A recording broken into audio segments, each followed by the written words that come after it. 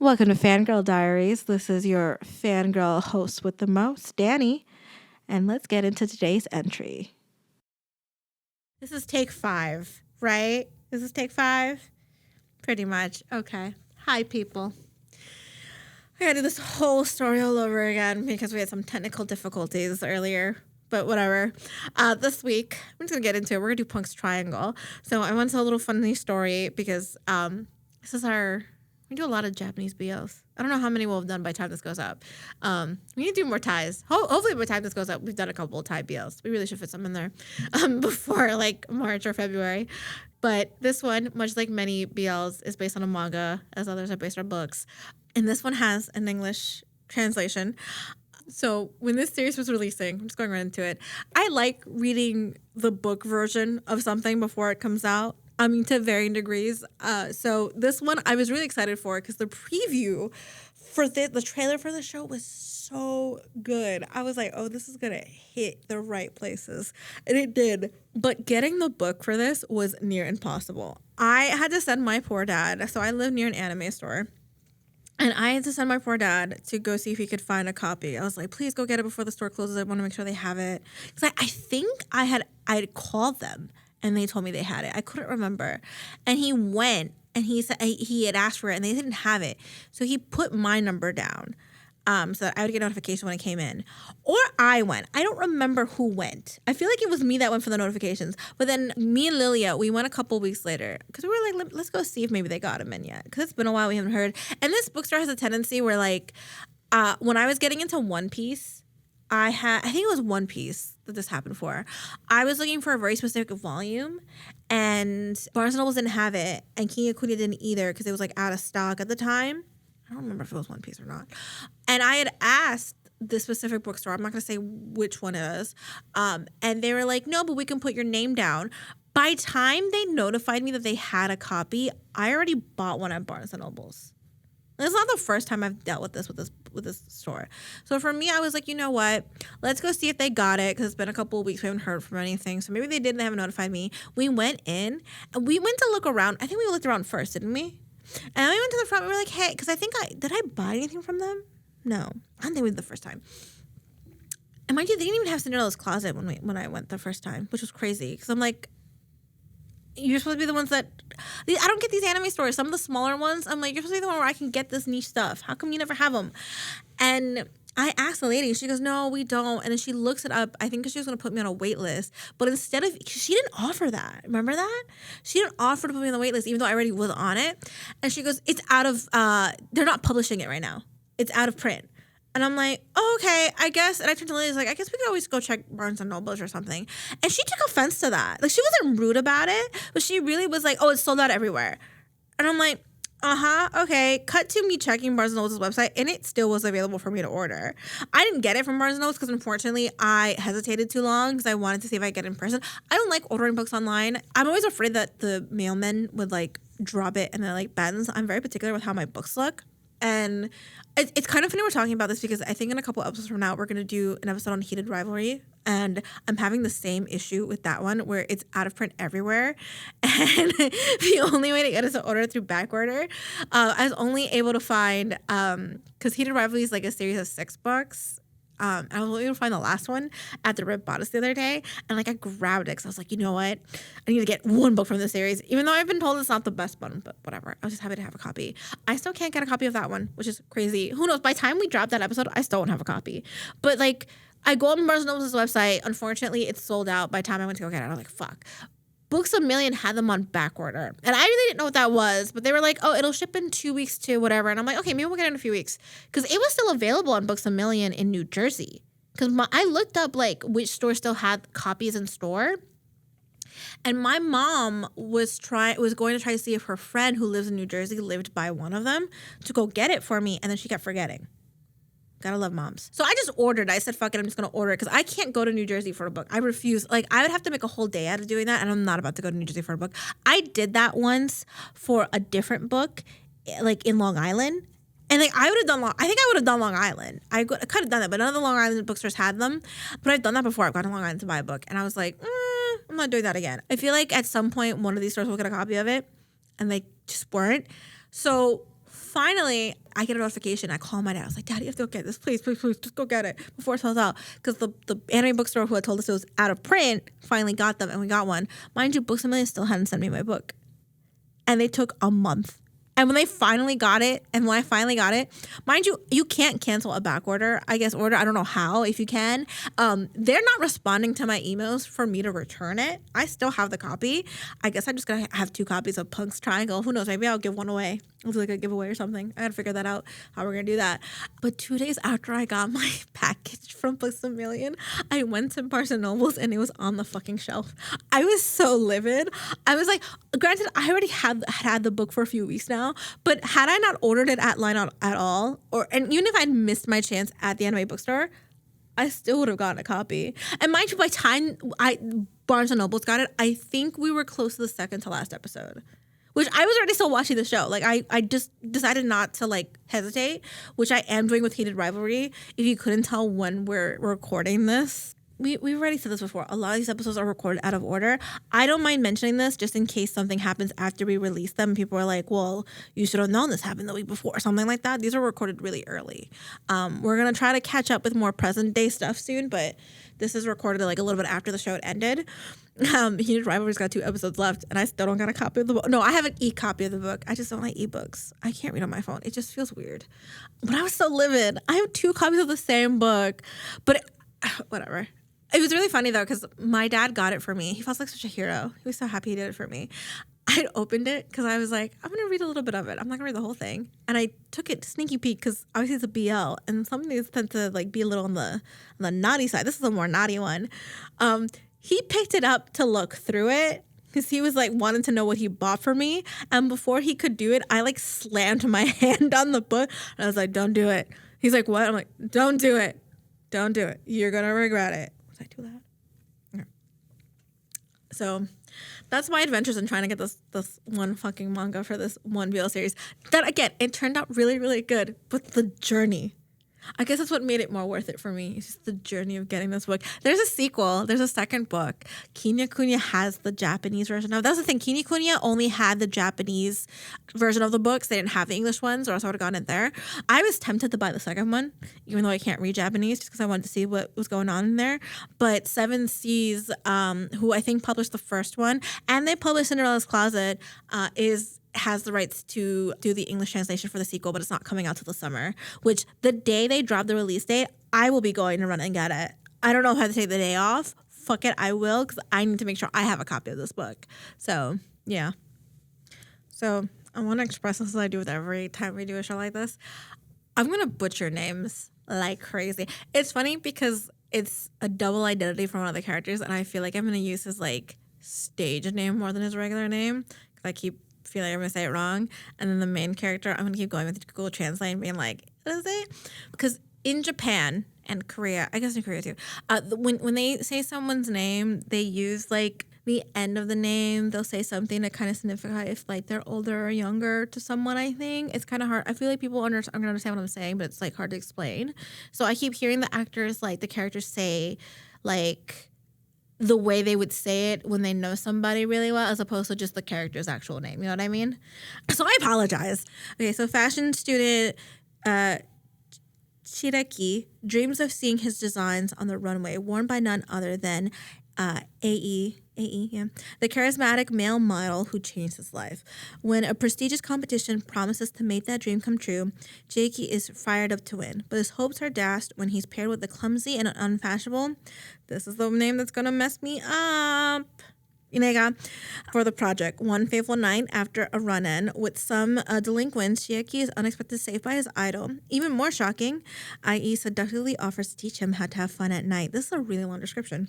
Caught between the alluring, mysterious model he worships and a clumsy, rough-around-the-edges classmate who can't seem to stay out of trouble, but may be hiding a surprising secret, Chiaki faces a heart-pounding, pure, boys love dilemma that will turn his world upside down. What a description. That was a mouthful. But I will give it to my drama list or whatever this is translated from. It doesn't reveal the big surprise. Which, like, you kind of figure it out by the poster, but if you were just going by the description, you wouldn't know it. So, because can you tell what the surprise, the twist is? See, Lily doesn't know. Just by the description. I'm not going to pronounce actor names because it's a little rough for me. I will say, though, obviously, I have to give props to the actor who does play Ai in Enaga. I want to try to pronounce his name. Actually, I just want to pronounce his name. They're both fantastic, but, and Leah's going to hate me for this, I'm going to try to pronounce one of their names because he did such an amazing job playing this role that I just want to start this off by giving him props. So Fuji Bayashi Yasanari, that's his full name. I'm sorry if I butchered it. He's the one that plays Ai Enigma. He plays such a good job. Like he plays the role so well. I just messed that whole sentence up. Because he has to play 2 roles. And Lilia, let me tell you, you weren't there. You probably won't watch it. But the amount of Discord online where people didn't realize that it was the same person playing 2 different roles. Because that's the whole point of the character, is that the model is the clumsy classmate. He's hiding his identity because he wants to take fashion classes. But it was like, even to the point where even though I knew he was playing both roles, there were times where I like checked myself and was like, is he doing both of them? Because it was just the way he changes mannerisms for both characters to seem very different. I was like, you know what? I buy that homeboy couldn't figure it out. That it took him fucking forever. It took him 7 fucking episodes to figure out that they was the same person, even though they slept next to each other. Was that too loud? So, but yeah, he does the role so well. I just have to give him high praises because it was crazy. Just by wearing a hat and no shit, but the wig that he wears is so shitty. It confused me. Because apparently homeboy grew out his hair. Like, he grew out his hair for this role, and I'm like, props for that. Because they had to put it under, like, a really shitty wig. I do not understand how all that hair was supposed to fit under, like, some shitty wig with no wig cap. Like, magic. Like, there was no glue, nothing. So my first 2 notes are going to make me laugh. The first note is, like, the fucking height difference between the 2 is wild. Homeboy's, like, really tiny, and the other one's, like, super tall. The other one who plays Chiaki, he apparently, I think, is in a boy group. I have to check that out, because maybe we'll use one of his songs, not for the song of the week for this episode, but for another one. And our homeboy, he's a Power Ranger, or a Kiram Rider, whatever they call Power Rangers over there. He's like, I think, played the lead role in like 2 movies. You gotta love the Power Ranger to BL pipeline over there. They really, or I keep saying Power Ranger. People are gonna hate me for keep saying Power Ranger. What is the thing called? I figured it out. It's Kamen Rider. Power Ranger starts better, but whatever.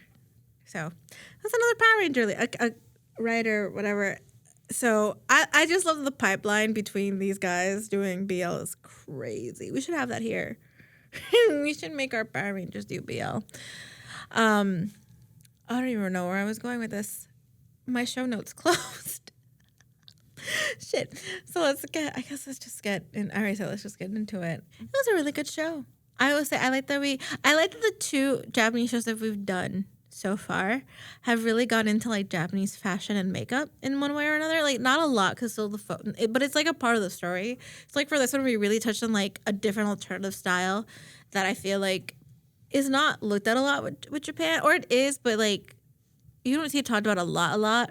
So this one is more of a punk style, obviously, because the title is called Punk's Triangle. But I like the idea of, we don't see a lot. My one step was like, we don't see a lot of like the shopping area, which I can understand if this was like filmed more on a lower budget because it's a BL. I feel like BLs are done sometimes not with a huge budget because they're taking a risk and stuff like that. But I did like that we got to see like at least the inside of one of the shops, because I have been to Harajuku and it was very similar to a lot of shops that I went over there. These like specific styles of clothing, you know, these shops are very pertained to one. It makes me want to go shop in one of these stores. I was so sad. I really want to go shopping in Japan again. I should have done more clothes shopping. I mostly bought accessories. Okay, so before I get into like the actual series, I do want to discuss the little like, it wasn't a controversy, but this was a main comment I saw go around a lot. So I don't really like doing comparisons with the manga because obviously there's some things they can and can't do. Like when we did 10 things to do before I turned 40 in Cinderella's Closet, there were some things that they took out that I was like, okay, I get it. Because we can't really fit everything. Constraints for episodes, it is what it is. Japanese BLs sometimes aren't the most graphic. I feel like sometimes the movies can be, but even then, they're not as explicit of like when you watch a Thai BL and they really go through it. So I think they played it safe with this one, where in the book, there are two scenes. One is after the main story, it's like a bonus scene, and then one is during the actual storyline where we do see them actually do it. Kind of. And they kind of changed it up. Well, actually, there was two in the main storyline. Changed it up where either they removed it all together or they altered it where it was still very, I don't want to use the word erotic, but it was still in that tone. And a lot of people were kind of like annoyed because it was like this buildup. We were waiting for like the big sex scene and then it never came. And I'm like, but that, there is a conversation when it comes to BL. It's like, are we really just here for the sex? It's funny because I mentioned heated rivalry earlier, and that's what's kind of blowing up on that show. But I think what's also being pushed for that show is the fact that the storyline is really good, and that's what Punk Triangle has for it, is that it was a really entertaining storyline. Like, I was rewatching it to jot down some notes, and it got to a point where I was too busy focusing on the show that I had to rewind it to actually write some notes. And I ended up writing, like, I think 6 pages worth of notes for this just to get some beats down. But I don't think this show needed to do the actual sex scenes from the books to really be a good show. I guess I'll point them out right now, just because I don't want to mention them later, because I'm going to mention them a different way. The first one is the most notable one, is that after they spend a night out at the club, and it's Chiaki, but I hear hearing Chiakun, because I think that's how he says it to him. That's how he calls him. They go out to another club together. It's like their second time being together when he's in his like model where he's not hiding what he really looks like, but hiding his name. Chiakun gets like really drunk, and sometimes when you get really drunk when you're not used to drinking, this happened to me a lot when I started drinking, is that you really need to throw up. Sometimes you just gotta like throw it out to kind of feel better. And he was struggling, so homeboy put his finger in his mouth. Literally, I was getting disgusted, but it was like, the girlies were for it because it was really erotic, and the way Chiakun reacts, like he's into it. So in the manga, the very start of the next chapter, he's having a dream of them sleeping together while he's having his finger in his mouth. In the show, they do the same scene, but he's not sleeping. They're not sleeping. They're not having sex. And I think it was still very erotic, and it made sense because it made him less of a pervert. Leah's got this look of like, what the fuck? But I feel like, not that it makes him a pervert to think about, someone that way if you're really into them, because it happens. But I think what helped is that it kind of kept the fact that, it wasn't super explicit. It still made him like genuinely really like him, but he still obviously was like feeling a certain way of certain things because he was still very aroused. And throughout the whole thing, he calls him cute. So it makes sense that they don't go fully into it. And then the second time is in the hotel room when they reunite after he's ghosted poor Tukin like for 2 months or a couple months at that point, the day before the big competition. And then they end up at a love hotel. He jerks him off. Lily was like, what the fuck? That's why I'm getting these out now so I don't talk about them later, but I wanted to bring them up. They don't do that. But the scene itself is still very like, it still gives off this like, it's so kind of erotic. Like it's still very much like the tension is still there without having to do all of that. And I think that's what made it so good, is that you didn't have to do all of that to do a good show. You don't need to actually have them have sex, and like it worked really well. So to get into the grunt of this series, he's a brat. Chiakun's like a kind of a brat. Like he went to something traumatic. We find out later that the reason why he's really into fashion. It's not even that he's into fashion. He likes designing. I think he was trying to find what he was going to do because his parents get divorced. And he makes it very clear he doesn't like liars because his parents had lied to him about the fact that like they were getting divorced.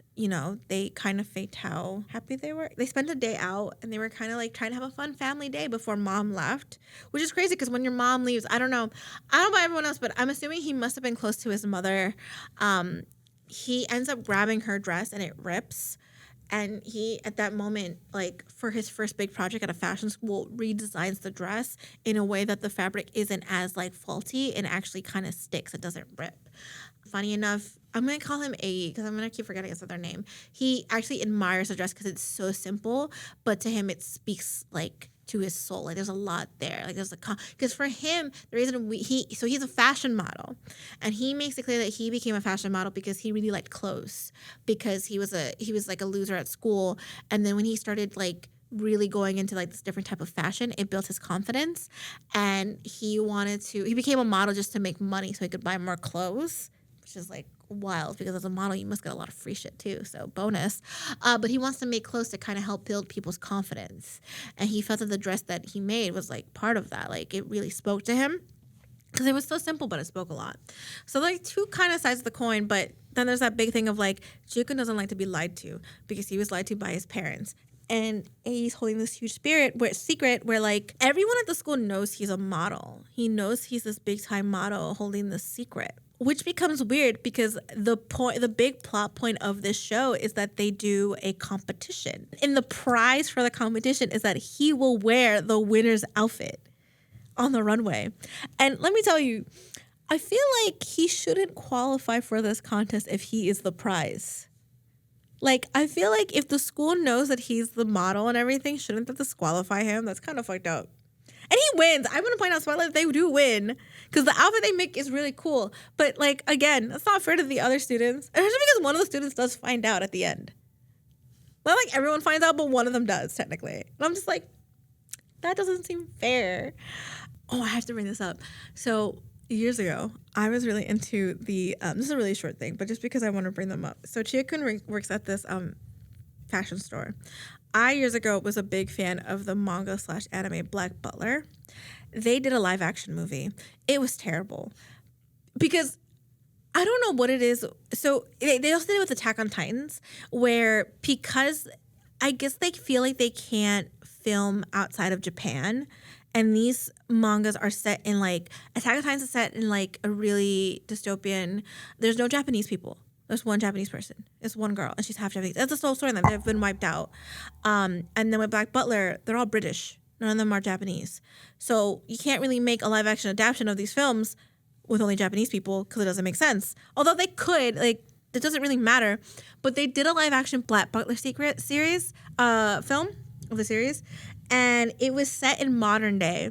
So I realized this because as I was watching Punk's Triangle, I was trying to figure out why the manager of the clothing store looks so familiar. He plays the grave, who is he? Is the grave robber? Oh my God, I know I have this note here somewhere. Yeah, he played the Undertaker. Sorry, he's a grave robber, the Undertaker. And I looked at him and I'm like, homeboy was probably the only one who fit the description because he's Asian. He's like I think his mom or dad is white. And I'm like, oh, okay. He wasn't a bad actor. I have the movie on DVD. I never watched it. I watched clips of it. I couldn't watch the whole thing because it was so bad. So I thought it was kind of wild that I was like, oh, a Black Butler reference in the show. Nonchalantly, because this is one of the things he's done. So Chiaki is kind of a brat. He's very much like full of himself. I think I mentioned this earlier. He becomes a fashion designer because he was trying to find himself. So after his mom left, he started rebelling. And was trying to figure out how to rebel. His dad really wasn't around. So he goes out late one night to a fashion show with his friend. And he sees AE and this punk style. He really likes it. And that's kind of how he develops a style. And then he decides the reason why he wants to become a fashion model is because he wants to develop this cool style. He wants to design something that AE is going to one day wear on the runway, which works because this contest, the winning prize is that this dude's going to wear his design on the runway. So because he's into the style, he ends up working at this really famous punk fashion store where the Undertaker is one of the fucking, he's the fucking manager. And it makes me laugh because of he's got a coworker who very much is very sweet. Well, the manager's kind of nonchalant, whatever. The coworker keeps trying to be friends with Chiaki, and he doesn't want to. He's very much moody. I don't need anyone. And I'm like, oh, come on, dude. He just wants to be your friend. He's trying to be all nice, and he goes up to the manager, and he's like, he didn't say bye to me. I just want to be his friend. I ship those two together, by the way. I ship him and the manager. They're probably just friends, but you know what? Everyone in these stores usually end up being gay. But I was like, I ship these two. I don't know why. They're so sweet. The only time you saw them was together. The only time you saw them was not nowhere outside the store. I was kind of disappointed they didn't go to the fashion show, but whatever. But they were so supportive. This is what drives me crazy about the main character. Everyone around him is trying to be super supportive. He's not having it. His fellow classmates also try to be his friend. The first time we see him in the classroom, he's reading a magazine with AE on it. And homegirl comes up and he goes, oh, is that, the famous model? And he closes the mic. He goes, oh, I don't know. I'm not a big fan. And then she runs up to her friends like, he was mean to me. Like, I don't know why he was so mean to me. I just want to be his friend. And they go, oh, he's just like that. So it's like they're still trying to be supportive even though he's a fucking brat.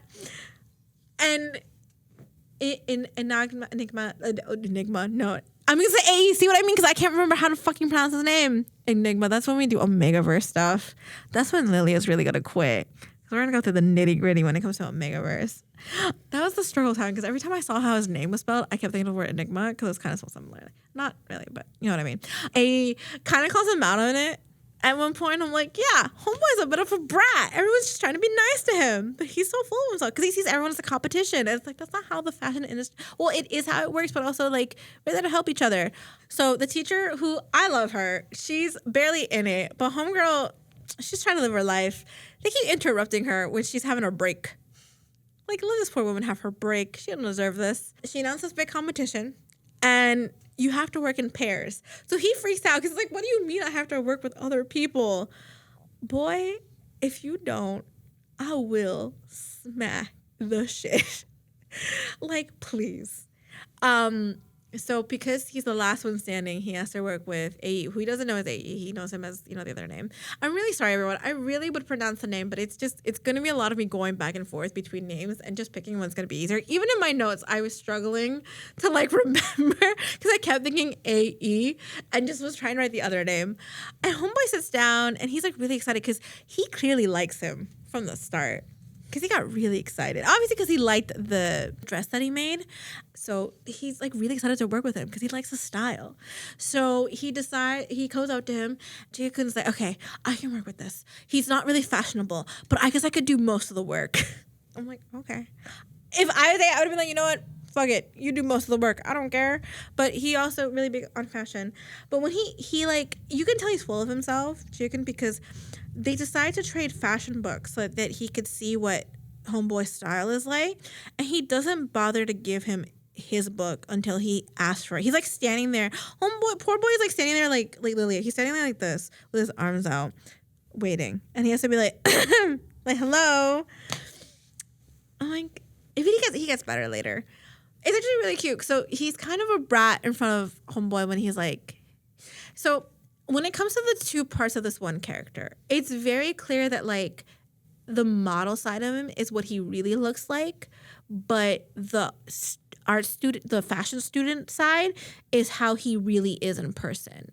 He changes himself a little bit, like how he stands structure-wise, so he's not standing up straight, but his personality comes out more clearly when he's the fashion student. Because when he's the model, he obviously has to act a certain way. Right? So, Chiaki, I guess they make two designs, and the teacher's like, you can't just do punk. The point of this project is to connect with people and shit. So they had to do nightlife. So I feel like I am going all over the place in terms of episodes. So after they get paired up and everything, I will say homeboy is clumsy as fuck. I don't know how this dude's a model. He keeps pinching himself with needles when they sew. And I'm like, how do you walk straight if you're that clumsy with needles? That's scary. Dude, be careful. You could die. I don't know. But it becomes a point where Chiaki has these black band-aids, which I'm like, I want some of these. These look really cool. And he uses them to cover his little wound. It does come up a couple of times. So I want to mention that now before I forget. To the point where it ends up being another very erotic scene later on in the series. Lilia's, every time I say erotic, she gets this look on her face. What's the best way to describe it? At one point, they're working on their design at Chiakun's house before he spends the night, which homeboys are really, really nervous about doing because there's a giant poster, life-size poster of him on the wall as a model because he realized, oh, he really likes me, which he's happy about because he thinks he's really cute, and he's like, I'm sure in the back of his head he's like, this one's all mine. But also you're hiding a big secret, so I don't know how you're going to work with that, but whatever. It happens again where he pinches his finger with the needle because he's having to struggle with this idea of oh my God, he's going to realize that I lied to him and he's going to hate me. And he's so overthinking that he pinches himself. And he doesn't feel it because he's so distracted. He goes, oh. As Chica's disinfecting it, he starts thinking about the time that this boy's finger was in his mouth. My dude, this is not the time and place to get a boner. It's not. And then because he's starting to become nicer to him at this point, Deacon starts like massaging his hand with lotion. Homeboy's getting a little too excited. Because he keeps saying, like, oh, he's so cute and whatever. And then she calls him cute and he's like, oh, he thinks I'm cute. And he's like, let me tell you, he has some restraint. Because he would have destroyed that boy. Lily has no idea what she's got into. Are you like shocked? You say that. Yeah. So back earlier in the series. I just had to bring that up because the Band-Aids are a thing that happens and I don't want to forget about it. Because it was just one of those things where it's like every time this Band-Aid came up much, much later, it became more and more erotic. Like homeboy was going through it. So a little tidbit about me, and it's gonna be great when this actually happens because I'm gonna have to figure out how to set up my mic all on my own on my computer. I do plan at some point moving to Japan. I am certified as an ESL teacher. I don't care how anyone thinks about that or whatever because I've done it before and I want to do it again. I'm really hoping to go to Japan just because I went there and I liked how it was and I want to see what it's like living there. When I was there last time, I didn't go to any bars. My brother did because I was with my mom, but I would have loved to have gone to a bar. I guess the good thing I would go now because I'm more used to drinking. So the reason I'm bringing this up is that in the first episode, Home figures out that his crush is at a local bar that he walks by because there's like a graffiti art on it that he takes a picture of that he recognizes. So he heads to the bar to stalk his crush, which like I get the hustle, but kind of weird, especially because this dude's technically famous. But whatever. He buys this drink. This is the thing. I've never been to a club. But he like goes into the corner and he's holding his little drink like up against his chest. First off, he doesn't know what to order, which like fair. We never know what to order when you're first going to the bar. You really gotta test things out. Like for me, I'm a margarita girl. But he holds it to his chest and he's cradling it, and I'm like, oh, homeboy looks so sad. But I don't know the fucking deals with this club where I guess they like to style that these two weird guys go up to him and keep trying to drag him away to get a drink, and he's clearly not comfortable. And like none of the offenders dudes like they were clearly drunk, but like back the fuck up. What's your problem? And then AE comes and saves the day. I guess he noticed that his classmate was there and saved the day. I'm telling you, this is how I was like, oh, homeboy's got a crush on him. Because you know what? There's no way that you would have swooped in and saved the day and then did everything afterwards if you didn't at least somewhat like him. And the point where they go outside because he gets sick, because again, it's his first time drinking, and he starts like cradling him like a baby. Like if you watch the behind the scenes, he's sitting in between his legs. Almost at one point. Or he's got his leg on top of it. I can't remember. Maybe it's because it's more in the behind the scenes than the actual shot. Then they start communicating because homeboy's like, oh, I got an in. I can be with him or like hang out with him outside. I can teach him about the nightlife and still be his weird partner. You know, he won't know. But then he realizes later he doesn't like liars, so it backfires.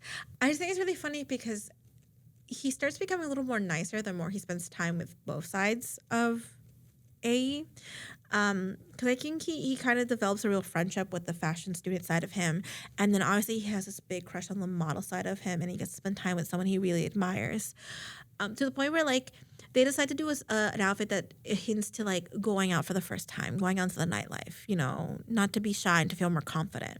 So he takes fashion student side of AE out to like, he's like, we were to go to the nightclub. He takes him to the same bar he went and bumped into him the other day, without even realizing it. But here's the cool thing. I don't know if they do these at bars in Japan. The bar that they went to on the first night, the second night he goes, they're doing a painting night where like you buy like a white shirt and paint, and then instead of dancing, you're kind of throwing paint on each other, which I thought was fucking cool. I was like, why don't bars over here do that? Because it'd be too expensive. Maybe too expensive. But I was like, yo, this is really fucking cool. I wish bars actually, I wonder bars, I mean, I doubt it, but I was like, I hope that something actually does go down over there. This is where the other erotic scene happens. Again, the reason why I keep saying that is because I think it's crazy that a lot of people were like, oh, they didn't give us an actual sex scene. There was no sex scene. Everyone was looking forward to it. But there were so many scenes that kind of were like the sexual tension was already there that it wasn't needed. Because after the painting scene, I don't know how this happens. I guess the paint got like really pressed into it, wet on one side of the shirt. But Chiaki takes off his shirt and there's like a bit of paint on his back. And A starts like scratching it off. And then he realizes that that's like Chiaki's spot. Lily rolled her eyes. Don't roll your eyes. He gets really like turned on by just having someone scratch his like little area. And then homeboy like gets the paint off and is still rubbing his finger up and down. And I'm like, dude, what the fuck?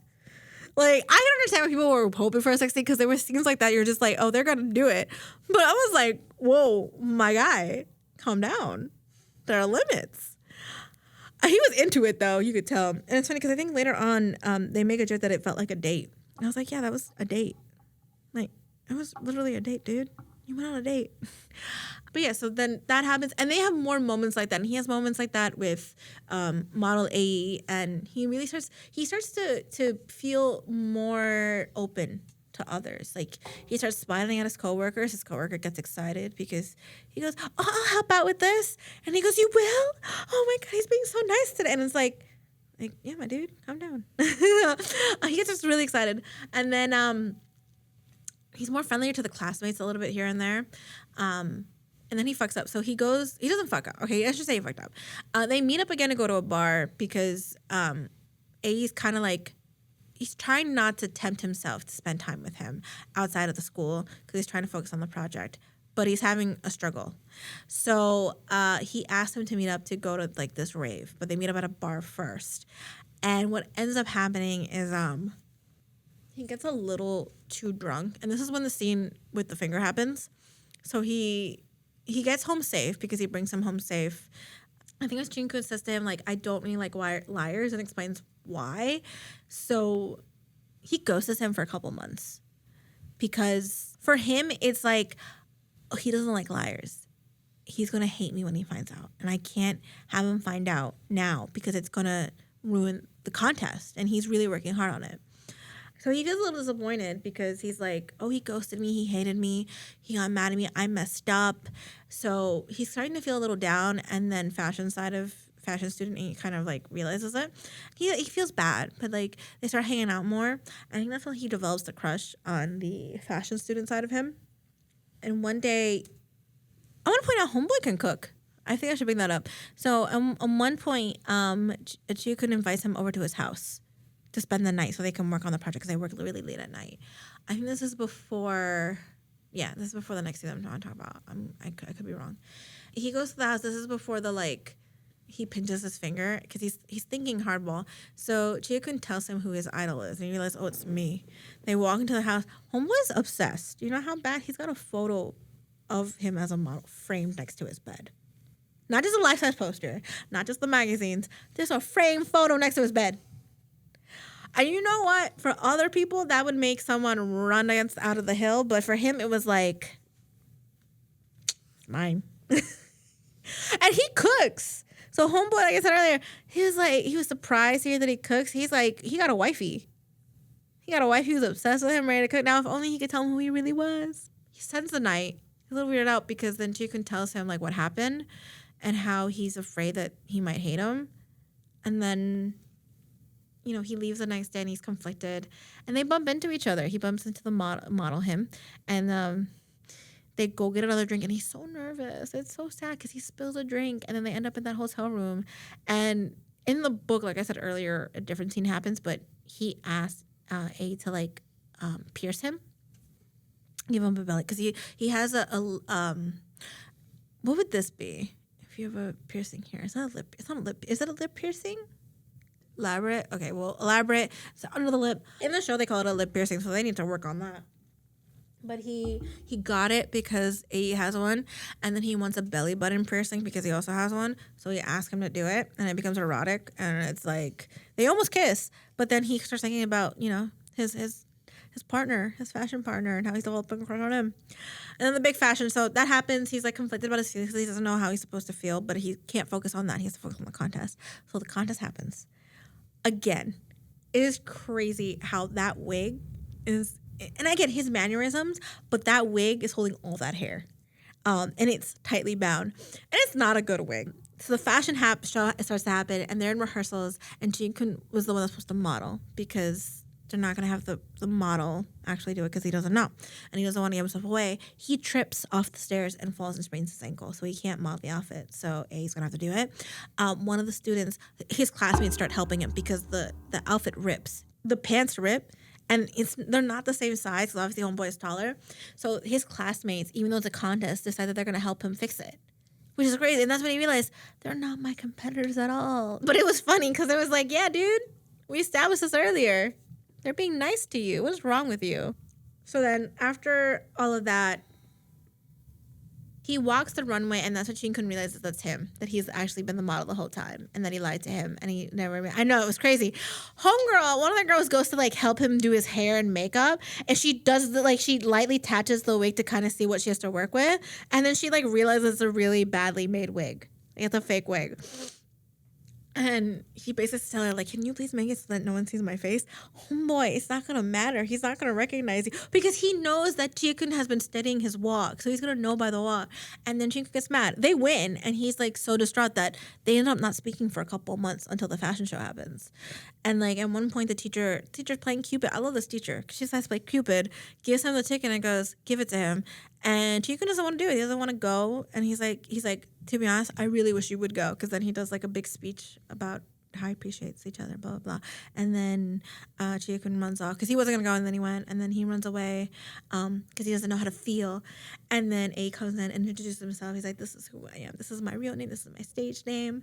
And I'm in love with you. And he goes, I really hope we can try to be friends again. And then Chiakun's like, we can't go back to being friends. Because I'm also already in love with you. And then it's like, oh, and then they kiss, and then they live happily ever after. That's the end. They have one bonus scene. So throughout the series, they do like little bonus scenes at the end of each episode. My favorite one, I can't remember what episode it's from, but it's him trying out different hats to wear on top of the wig so the wig's not noticeable. And at one point, he puts little cat ears, and he goes, meh. He like puts the hands up.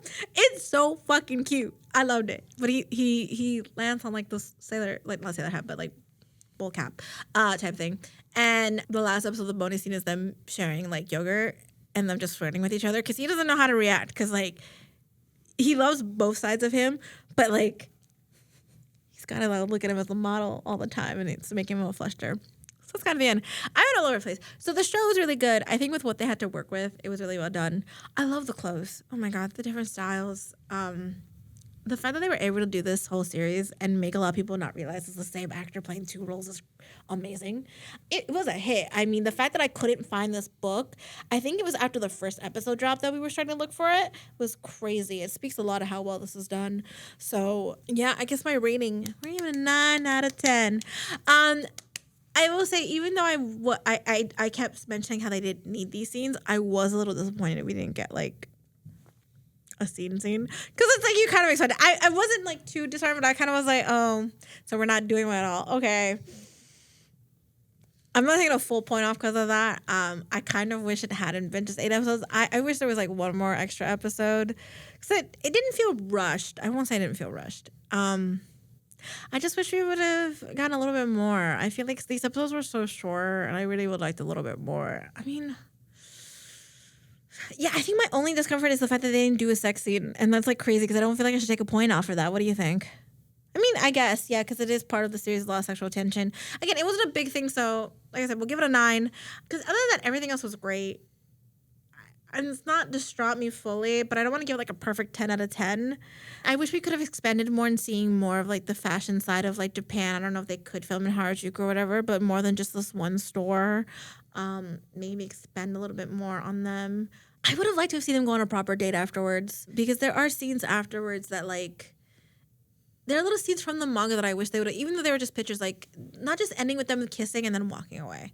Like give us like a more than just a 30-second scene of them eating ice cream or yogurt or whatever it was. Like in the bonus scene, he cooks for him. That would have been nice. Like seeing him cook for him or something. Like that, the end scene for like a few minutes or something. But other than that, a 9 out of 10 isn't bad. So the song of the week is going to be Double Face by Urashima. I'm hoping I said that right. That is the theme song. It's so good. There's 2 versions of it on Spotify because that's the link we always put. There's the TV version, which is like 30 seconds. That is the what they use for the show. And then there's the long version. But it's such a good theme. I was like, damn. I did not want to skip the like theme song half the time, but I was like, I gotta get going. So yeah. And I don't know. I don't think I have anyone else. I will say this. Seeing as it is a second book, I don't know how much of a story the second book is. From what I saw on the cover, because again, there's no English variation of it yet, there were some extra characters. I would, if it actually is a storyline, would love to see another series. I would love to see a second season. I think that would be really fun. And not a lot of Japanese spells do get them. Some do. But I think this would be a good one to get some because I really would like to see more of these two. They work so well together. It was just a lot of fun to watch. Like, it is a fun rewatch. So, yeah, that's kind of it. Bye. All right, guys, that's it for this entry. Make sure to follow us on all of our social media accounts. On Twitter, you can find us at FG Diaries Pod. On Tumblr, TikTok, and Instagram, you'll find us at FG Diaries Podcast. Make sure to comment, like, and subscribe, and hope you all have a wonderful fangirly day.